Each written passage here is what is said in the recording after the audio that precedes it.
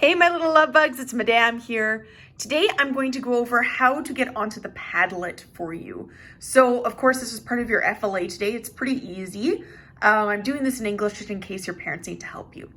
So a Padlet is just an area where we can share our ideas. So today, you're going to be soaring through the galaxy and your question is, qu'est-ce que tu aimes le plus à l'école?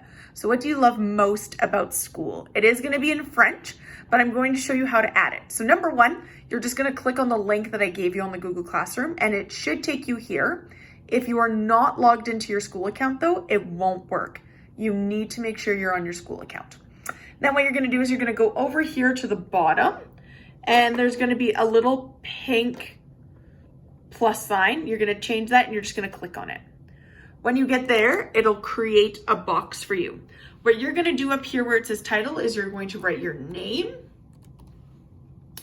And then down here where it says write something, you're going to answer the question.